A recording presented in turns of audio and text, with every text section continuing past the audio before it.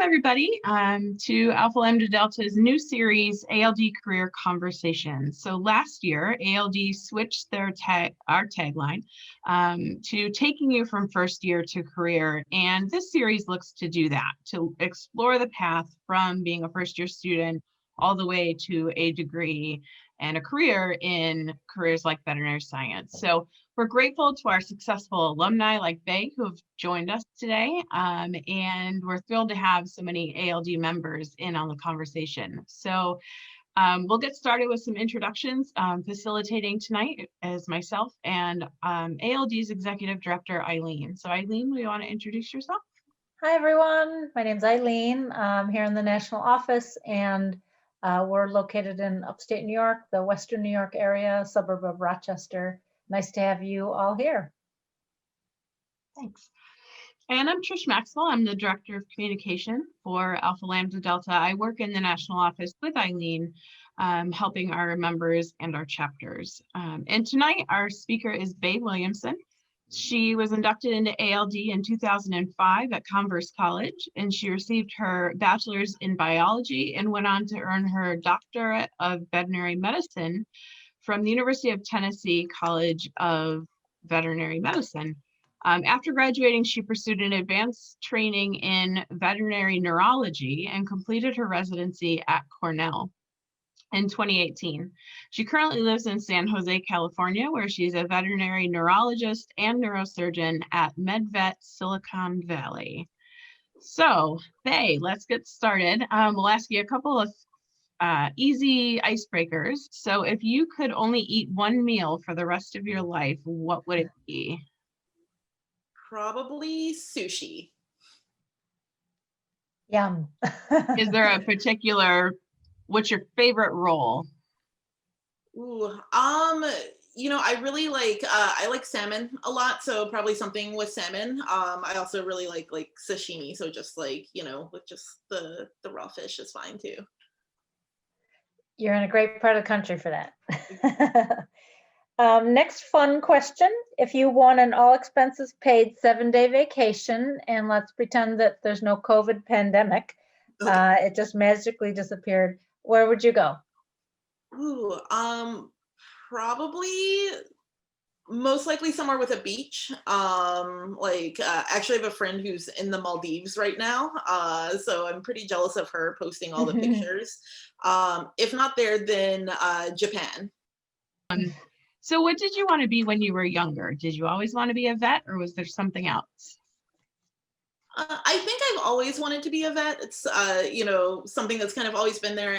I think I knew my career was always going to be with animals, so I flirted with the idea of a marine biologist or a zookeeper or something like that. But, something with animals was always kind of the plan.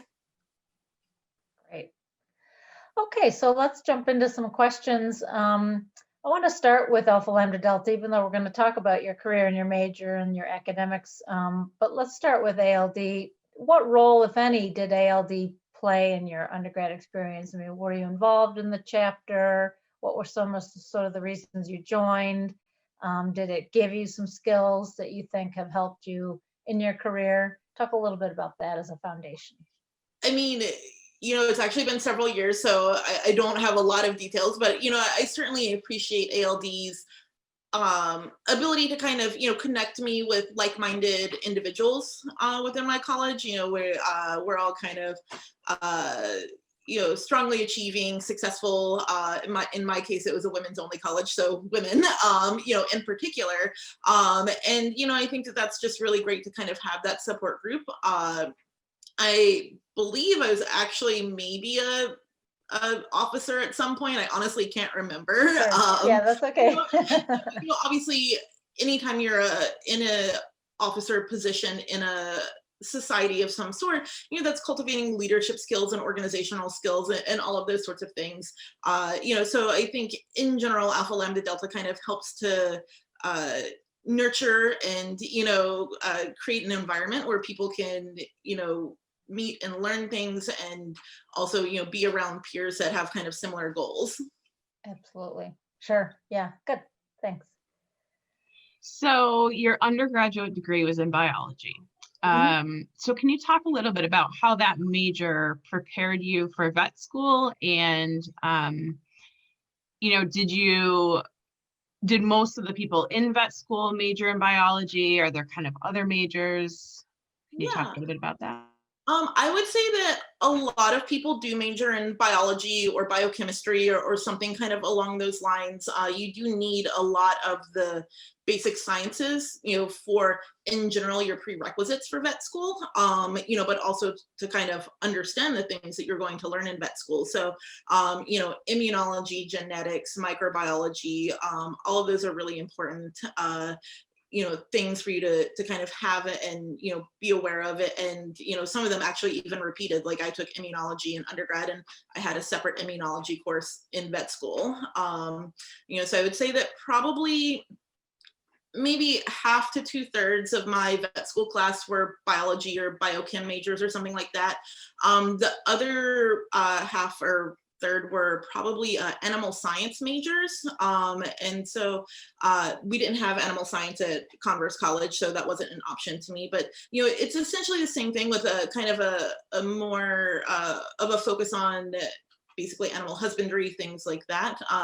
Being in Tennessee, there's a lot of farm country, farmland, so there's a lot of people that are going to go into careers perhaps related to those sorts of things, working on farms, interacting with those animals, managing a dairy farm, something like that, that need those skills, but maybe don't necessarily, plan on going all the way to vet school. And so, the sort of animal sciences aspect of things can kind of help them with those regards as well.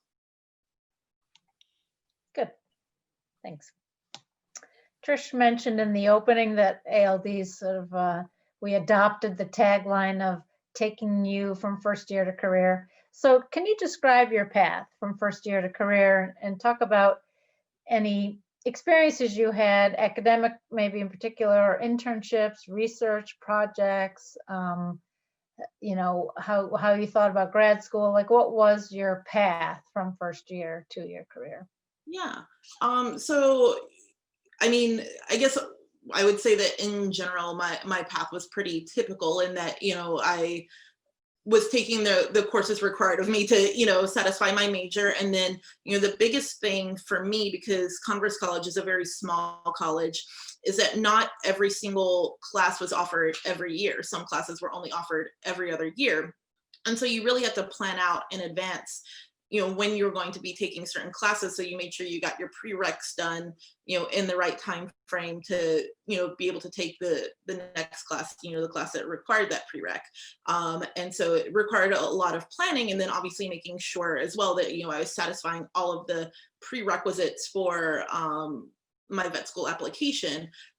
One example I think, that I remember is that so vet school applications have different requirements. Unfortunately, it's not uniform across all the 30-ish or so vet schools that are out there. And so most of the schools that I was applying to were fine with what I had already taken for my biology major.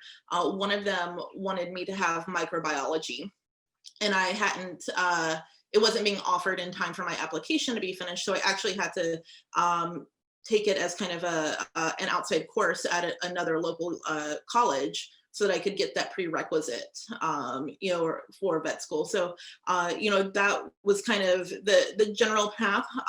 Obviously, it's important to make sure that you have very good grades in all of your classes, because vet school is very competitive. To get in, there's not even one vet school per every state. So, you have to be a very good applicant and, have a strong GPA. Research is something that is, also favored. I did research with one of the biology professors, Dr. Steele, who I think is the ALD, Yeah, she's the what's the advisor. word? Yeah. Sponsor, yes. And so, I remember I looked at a lot of parasites and frogs, and so we did that. But, I think the other big thing, especially for vet school in particular, is that a lot of places want to see that you have some experience, working in a veterinary setting. So, something that I was doing even before I went to college was that I was working at a local vet clinic, cleaning kennels, holding animals, doing things like that, as kind of the, also because that's also something that's very important. They want to know that you understand what it's like to basically be there day in and day out in that job and kind of know what it is. So that's something that I also did. And then, the whole sort of vet school application process is pretty intense. I'm sure it's changed this year with COVID, but basically they kind of have a two-step process where they, kind of take your written applications. And again, they vary, by which schools you're applying to. And then, they'll kind of narrow it down from there. And then they invite a lot of people for in-person interviews, and then make their kind of final selection, typically in the early spring. So. And are there any any tests that you have to take before, like GREs or? Yes, so the GRE is the typical test that is required. There is technically something called a VCAT, kind of like the MCAT, but most of the veterinary schools, as far as I'm aware, are fine with the GRE. So I never took the VCAT. Just a quick follow-up before Trisha's question. And I think it's a great idea if you can get a part-time job, like you suggest, at like a vet clinic or an animal hospital or someplace. Are those readily available? I mean, you don't need much experience if you're cleaning kennels and that sort of thing. Like you could probably get a job without any experience, right? And I mean, I would say for a basic kennel assistant type job, no, you just need to be willing to work. I mean, it's definitely not glamorous, spraying down kennels that are covered in feces all the time. So, it's a lot of manual labor, but I think, at least where I was in East Tennessee, a lot of the vets were pretty nice about, recognizing that I wanted to go to vet school. And so, if I had kind of already done my thing or, they had something interesting going on, they would actually call me over and be like, hey, look at this, and they would let me do that. Or even at some places where I didn't get a job, they were willing to let me come by and just shadow them, for like a couple afternoons a week or something like that. So. Right. That's great experience. Yeah. Great. That's okay. Smart. Thanks. So, but you went, you did your DVM at UT, and then you went on to Cornell. So can you talk about that extra training that you got at Cornell? Yeah. So just to kind of, I guess, take a small step back, there's actually about a 3-year period in between getting that. And that's because to specialize in veterinary medicine, like to get a residency, one of the basic steps is you have to do a general internship first, like very Grey's Anatomy-ish, but less scandalous. So you basically kind of do a general, what they call a rotating internship first. And that's where you go and you are a doctor because you've finished vet school and you're a doctor. But you're basically still kind of rotating through all the specialty services while you're kind of learning case management of, different diseases and things like that, and kind of finally taking sort of primary ownership of your cases. When you're, a student, there's always kind of the doctor to back you up. So you're never really the one fully in charge. And now you're finally fully in charge.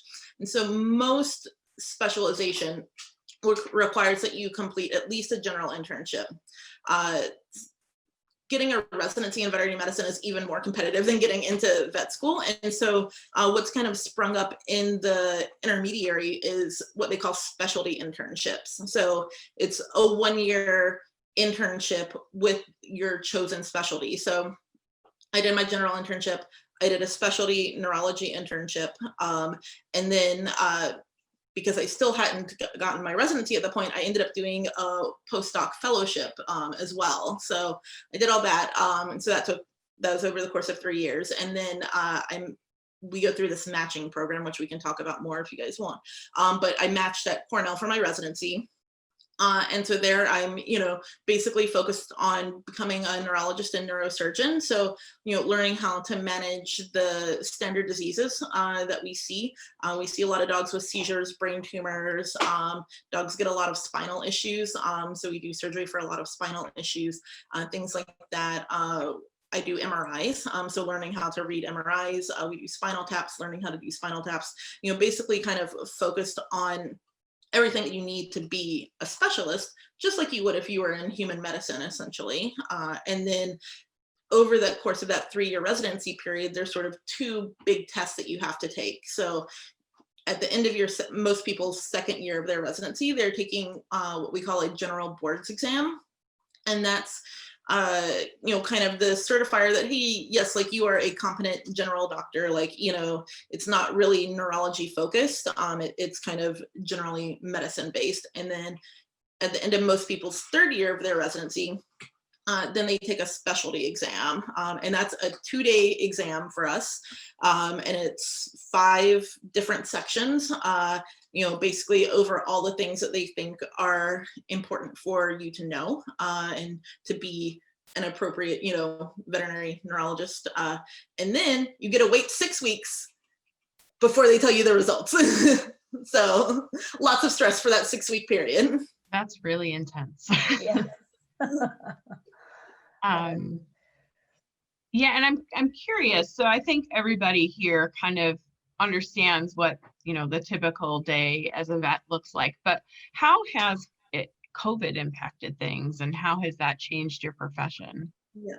I mean, I think it's made a huge change in our profession. So, one of the things that my profession does in general is that, we're actually very bad at drawing boundaries, which is not a good thing, but, because we care about our patients and our animals so much. So, we're the sort of people that, sure, like, call me at 10 p.m. about your dog, or, that sort of thing. And, it's just gotten to the point at this point where we really can't do that anymore because things are crazy. I mean, one, everyone else is just sitting home kind of staring at their pets. So, so as a neurologist, I've gotten a lot of videos of people's pets essentially dreaming. They're like, is this a seizure? And I'm like, no, it's just dreaming. It's okay. But like, they don't have anything else to do. So they're, picking up on these things. Most, if not all of the veterinary clinics in my area have switched to what we call curbside service. So we're not allowing owners in our building at all. So they arrive, they call us. My doctor's assistant gets kind of the history. Hey, why are you here? Like, tell me about what's been going on with your pet, blah, blah, blah. And then, they either put their pet in a crate or hook their leash to something that we've set up, and then we go out and get their pet and bring it in and do our exam. And then I call them, and we kind of go over everything. And so, they're not allowed in. There's a ton of phone traffic, obviously. And for me as a specialist, and I'm sure this applies to, other people in general, but, I'm telling people, hey, I need to do spinal surgery on your dog, also, you've never seen my face, you've like, and so, there is I have had owners tell me, they're like, hey, this is really weird. Like, you're asking me to trust you and you put my dog through this big surgery. And I'm like, yeah, I get it. Like, but, it's hard because we are just trying to protect us and our staff in the best way that we have possible. And, I think the other thing is that because of the need to kind of communicate everything via phone, the kind of extra time it takes to do all of this, all the clinics are super backed up. The regular, general practicing veterinarians, they're inundated. I mean, they see so many cases already, and they just can't, and that spills over into, our ER service, and they're seeing all these things. They're like, my vet said they just couldn't see it because they're slammed. And it's just, we have wait times of 6, 8, 12 hours sometimes, almost similar to a human ER, because we have to triage what comes in as what's, dying things get seen first. If your dog has a stable ear infection, you're probably going to be waiting several hours, unfortunately. So. Sure, makes sense. I'm going to go off script for a second and just ask, can animals get COVID? So, Yes and no. And the general answer is overall no. They if they get COVID, most likely their signs are going to be very mild or non-existent. Most animals that have tested positive for it, most of the pets that have tested positive for it, are actually in COVID positive households. And so we think that it's much more likely they are actually acquiring COVID from people, instead of vice versa. So like your dog's not going to get COVID and give it to you. It's much more likely that if your dog has COVID, you probably gave it to them. But some of the big sort of labs that we send our test results to are kind of screening all the blood. They're just kind of looking at all of it, and it's highly, highly, highly unlikely that your pet will get COVID or test positive or anything like that. So it's not something that I would be overly worried about or really at all. Yeah, I'm just curious. No, It's a timely, it's a very reasonable question. timely. So you've shared a ton of great information, so thank you so far.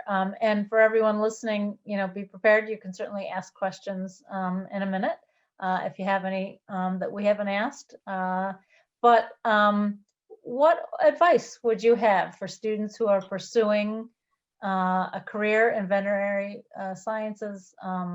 What would be sort of maybe the top 2 or 3 pieces of advice you'd give? Well, I guess I would say, things that I would want people to know is that, it's not just being a veterinarian. So one of the things that, my profession has a general shortage of is veterinary technicians. And they're the people that help me do my surgeries, monitor my anesthesia, draw the blood on my pets. They're essentially like the nurses of veterinary medicine. And so that is a career that's also available, that's and then I would also say that it's most people, I think when they think of being a veterinarian, they think of, kind of 2 or 3 career pathways. They think about being a dog or cat vet, a horse vet, or a cow vet, basically like a farm animal vet. They kind of think about those, but there's actually a lot more options available. So there's lab animal medicine, where you basically either in most cases, you're kind of monitoring the lab animal population at a large research hospital or something like that. There's government work.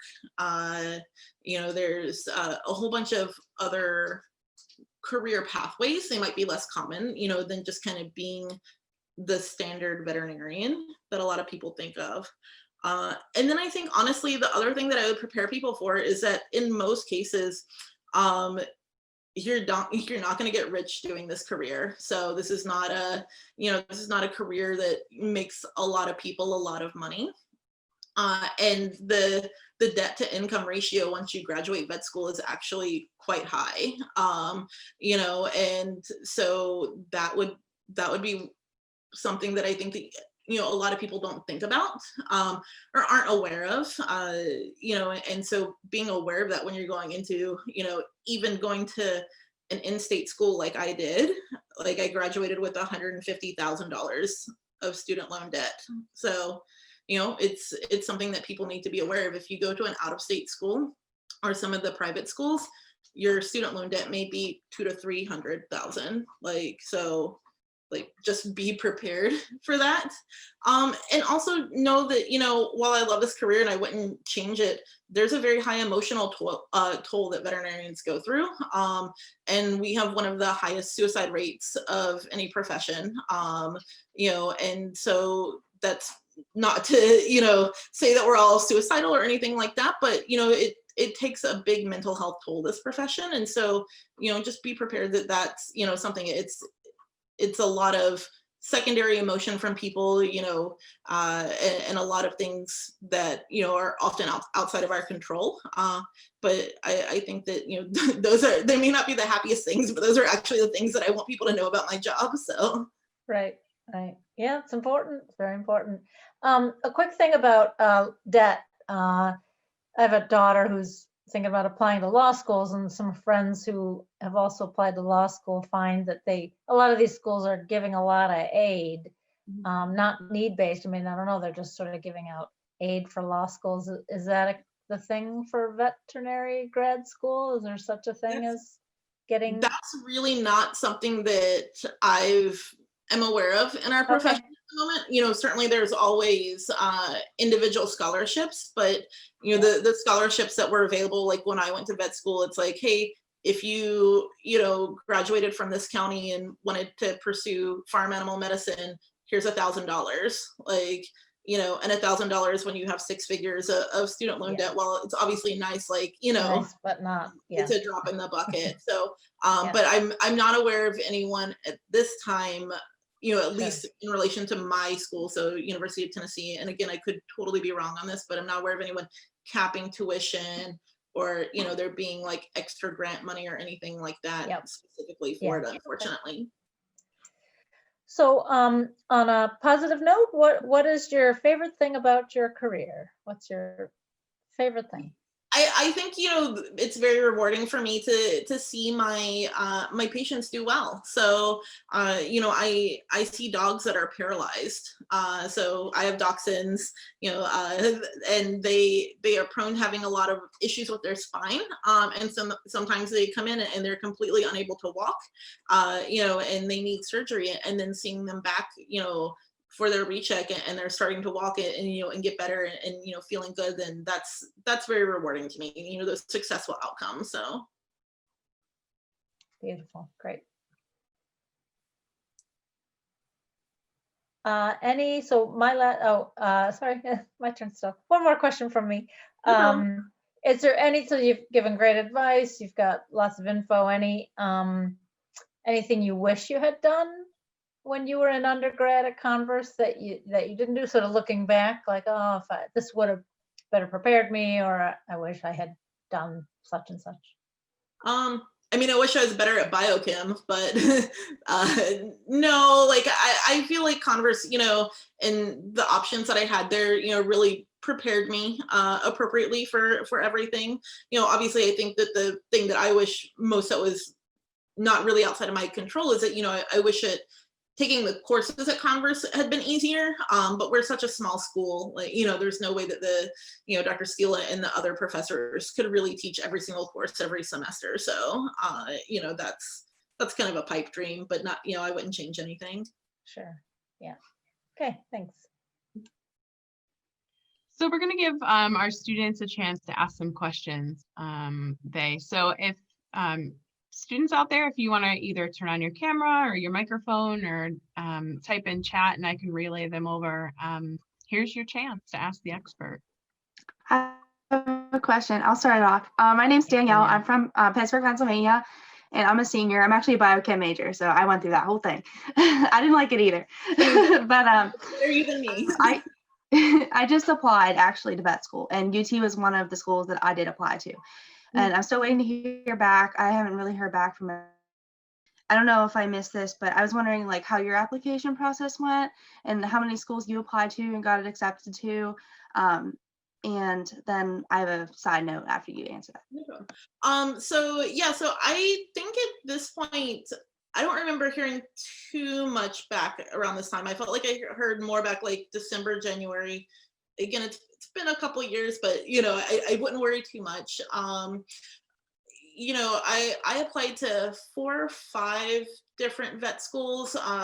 You know, being from Tennessee, I kind of kept all my applications at schools kind of in the Southeast area.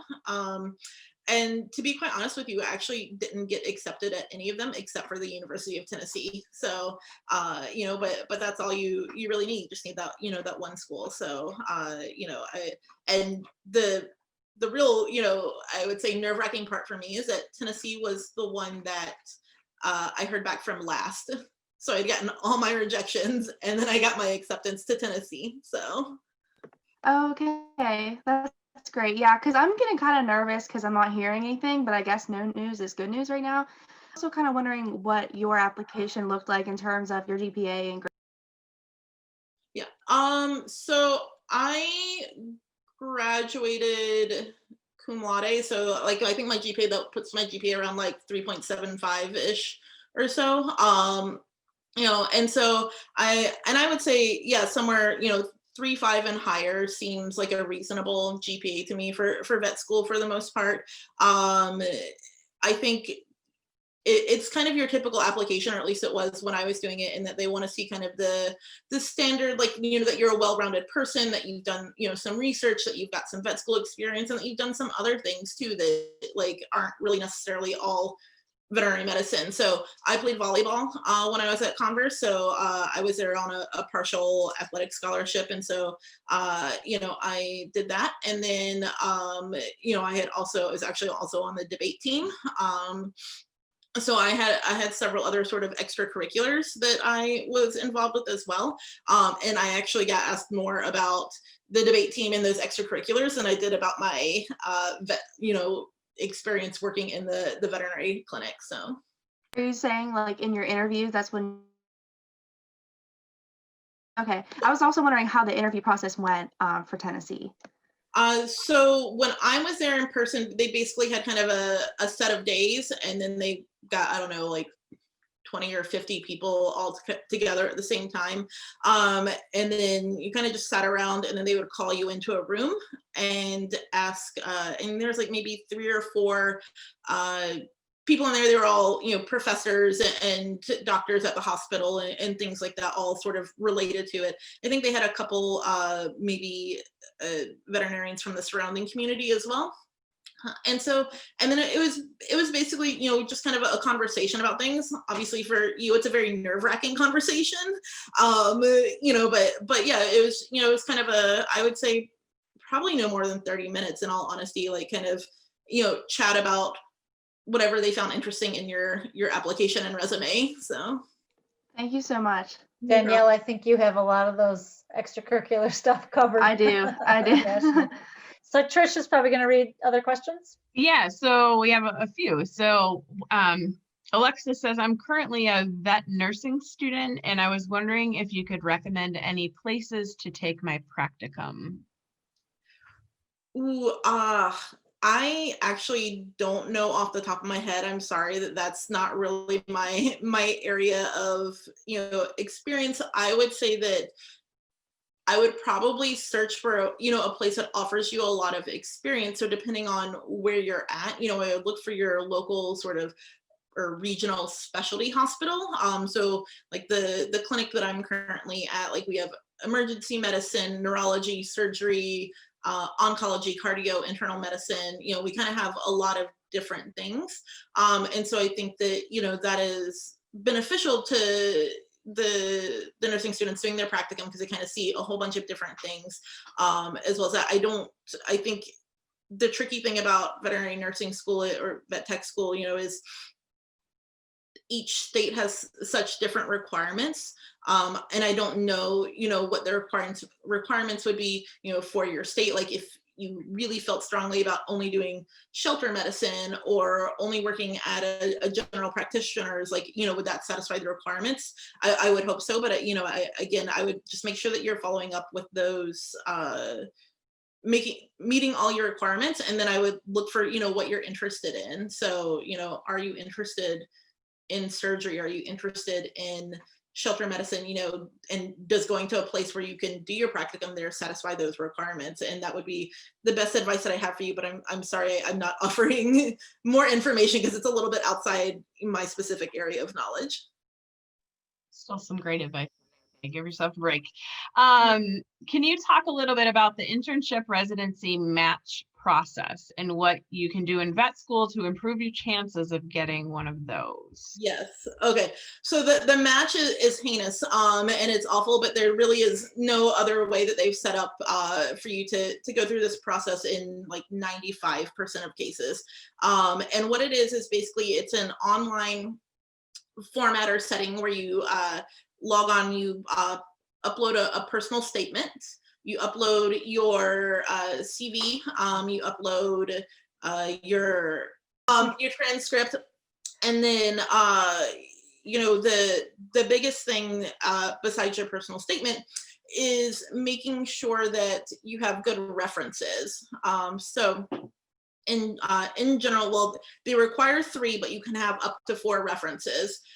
And so, you know, making sure that clinicians that you have cultivated a good relationship with throughout your vet school career write those references for you.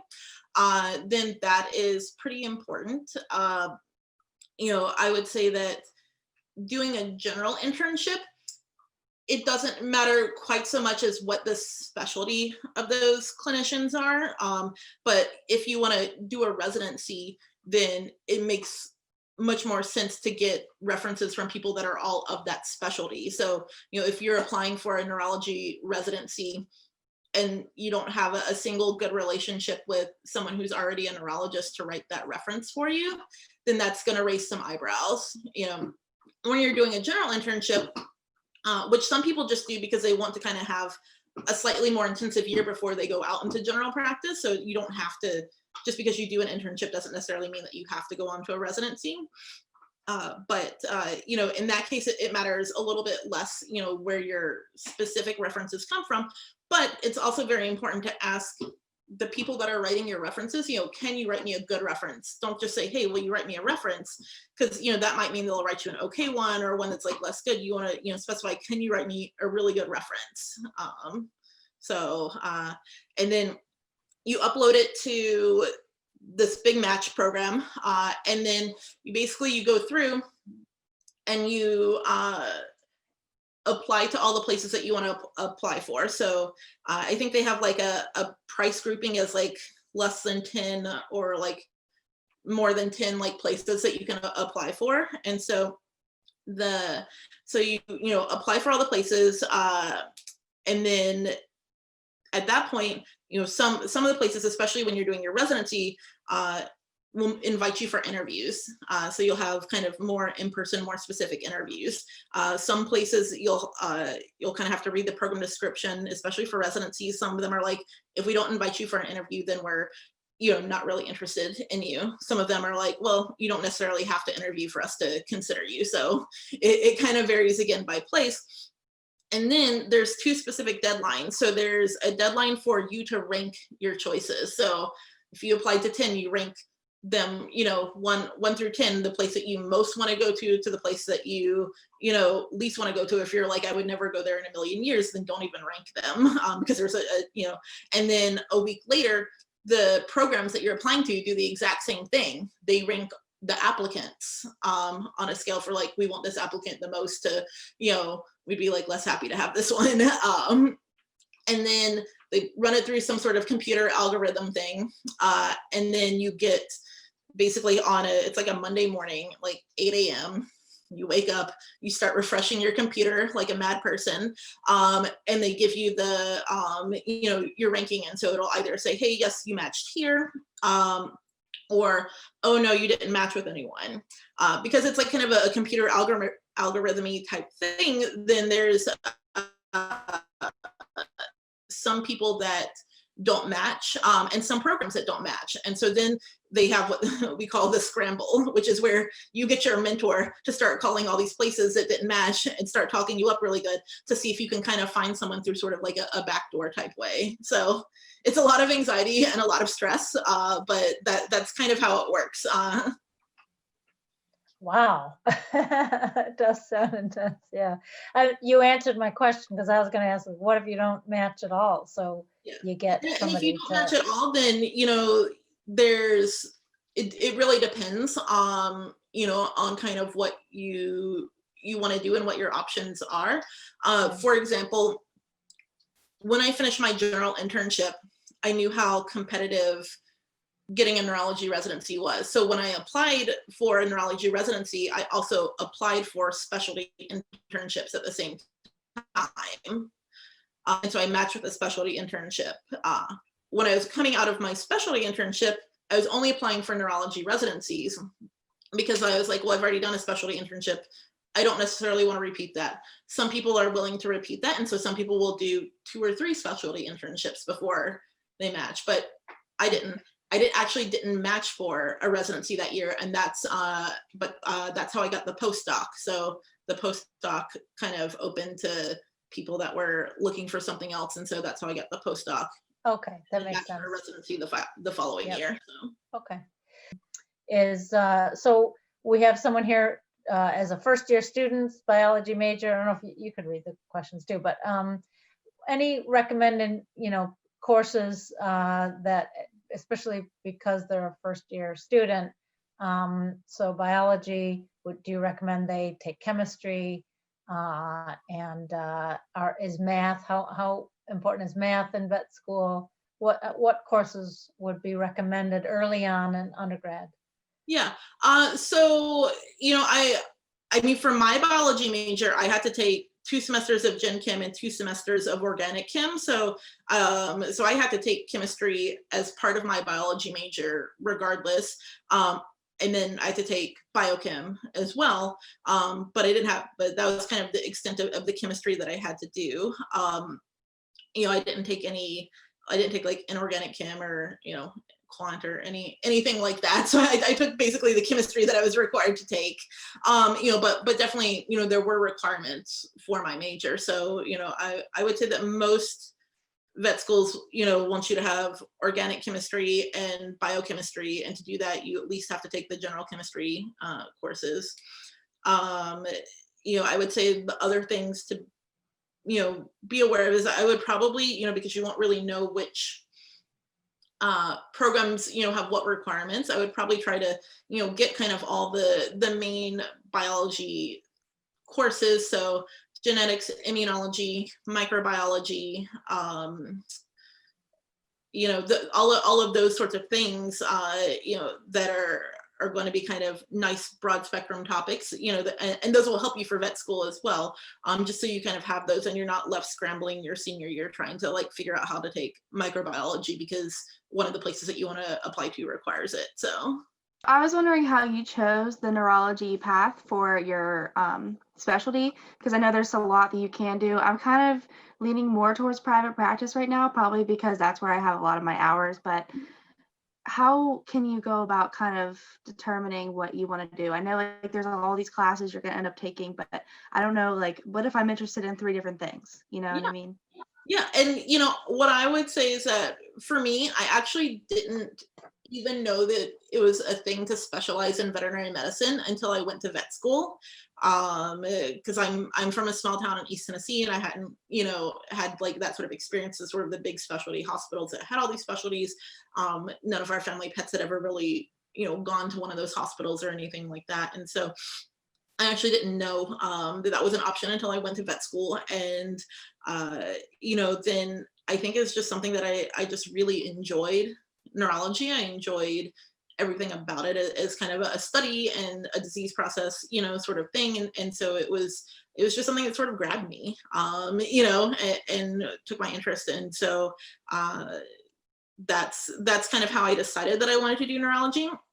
I would say that depending on what 3 or 4 things interest you, then being a private practitioner, may be a really great option. So private practitioners do a lot of medicine. So they manage a lot of medical diseases. They do a lot of dermatology as well.